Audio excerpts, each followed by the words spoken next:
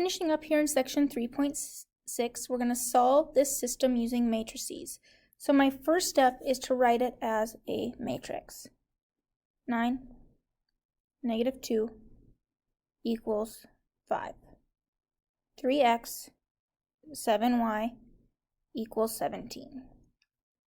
Now, again, our goal is to get it in the form 1, 0, a number, 0, 1, a number, like x equals and y equals. So the first thing we're going to do is we are going to try to get a 0, either here or here, doesn't matter. First glance here, my 9 and my 3 are going to be a little bit easier to get to be opposite, so that's what I'm going to do first. I'm going to multiply by negative 3 on my bottom row. So 9, negative 2, 5. I didn't change that at all. On the bottom, we distribute that all the way through. So negative 9, negative 21, negative 51. Now, I have opposites here, so I can go ahead and add up row 1 and row 2. That's going to give me 0, negative 23, negative 46. And I replace it with another row. Doesn't matter which one. Here I'll go 9, negative 2, 5. I just picked the top one. Doesn't matter. I have a 0. It's not in the right spot as far as the bottom, but it is a 0 in that first column. So I am then going to try and find a 1 next in that same row. In order to do that, I need this negative 23 to be a 1. So I'm going to multiply by negative 1/23. And I'm going to do that to this whole row. I get 0, 1, 2. Again, we multiply the entire row. And I bring down my second row. 9, negative 2, 5. I'm going to star this because this gives me my bottom row here. B is going to be 2. Now, I'm going to start over. I'm going to try and find my next 0. Same process. I don't have opposites, but I can get some. I have a negative 2 and a 1. I can get opposites by multiplying by 2. 0, 2, 4. We multiply the entire row.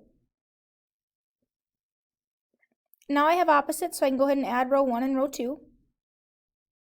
I get 9, 0, 9. And I'm going to put in this row that we starred that we know is right. It's already solved. 0, 1, 2. I've gotten the 0 that I want, so I keep going in my circle and try and find the 1. Right now I have a 9. In order to get that to be a 1, I'm going to multiply by 1/9, which is like dividing by 9. I do that all the way through. I get 1, 0, 1, 0, 1, 2. So here is my answer as a matrix. My ordered pair is x, y. Keep in mind this is like x equals 1, y equals 2. So again, we use a very similar process for matrices as we do with elimination. We get opposites by multiplying. We add them up to get our 0. Once we have our 0, we multiply by our fraction or divide to get to 1, just like we would if we had negative 23y equals negative 46. Then once I have that, I try and find my second variable. So I multiply to get opposites. Once I have opposites, I add them up. Once I have my 0, I try and get my 1 by multiplying by my fraction. That gives me my 1, 0, 1 and 0, 1, 2. So very similar idea to how we do elimination here with matrices. We find a 0, find a 1, repeat. Find a 0, find a 1. Quick recap here. Matrices can be used to represent and solve a system of equations without writing the variables. The matrix row operations of adding rows and multiplying by a constant are equivalent to the addition and multiplication properties of equality. And that's all I have for section 3.6.